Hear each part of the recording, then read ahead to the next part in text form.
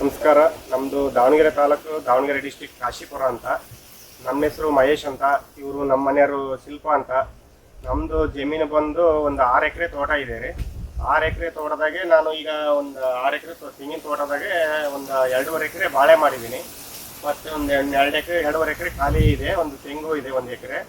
ಇದಕ್ಕೆ ನಾನು ಜೀವಾಮೃತ ಮತ್ತು ಗೋಕೃಪಾಮೃತ ಮತ್ತು ಈ ಮೀನು ಇಮಿಕಾ ಶೆಡ್ ಅದನ್ನು ಮಾಡ್ತೀನಿ. ಮತ್ತು ಈಗ ವರ್ಷ ಕಮ್ಮಿ ಅಂದ್ರೆ 3 ಸತಿ ಬಿಡ್ತೀನಿ ವರ್ಷದಲ್ಲಿ. ಈಗ ಕಮ್ಮಿ ಅಂದ್ರೆ ನಾನು 4-5 ವರ್ಷದಿಂದ ಬಳಸ್ಕೊಂತ ಬಂದಿದ್ದೀನಿ ರೀ.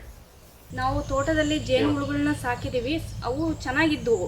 ಆ ಸುತ್ತಮುತ್ತ ಗದ್ದೆ ಇರೋದ್ರಿಂದ ರಾಸಾಯನಿಕ ಬಳಸೋದ್ರಿಂದ ಜೇನುಹುಳುಗಳು ಹೋಗ್ಬಿಟ್ಟಿದ್ದಾವೆ. ಈಗ ಹೋಗಿಬಿಟ್ಟಿದ್ದಾವೆ. ಇದಕ್ಕೆಲ್ಲ ನಾವು ಜೇನುಗೂಡು ಎಲ್ಲ ಮಾಡಿಕೊಂಡ್ವಿ. ಇದಕ್ಕೆಲ್ಲ ಸ್ಫೂರ್ತಿ ಅಂದರೆ ನಮಗೆ ಹೆಬ್ಬಾಳಿಗೆ ಒಂದ್ಸತಿ ಕಾಡಸಿದ್ದೇಶ್ವರ ಸ್ವಾಮೀಜಿಗಳು ಬಂದಿದ್ರು. ಅಲ್ಲಿದ್ದ ಸ್ಫೂರ್ತಿಯಾಗಿ ನಾವು ಸಾವಯವ ಮಾಡಬೇಕು ಅನ್ನೋ ಉದ್ದೇಶದಿಂದ ಈ 4-5 ವರ್ಷದಿಂದ ಸಾವಯವ ಕೃಷಿ ನಾವು ಮಾಡ್ಕೊಂತ ಬರ್ತಾ ಇದ್ದೀವಿ. ನಾವು ನಮ್ಮ ಮನೆಯವ್ರ ಜೊತೆ ಕೈ ಜೋಡಿಸ್ತಾ ಇದ್ದೀವಿ.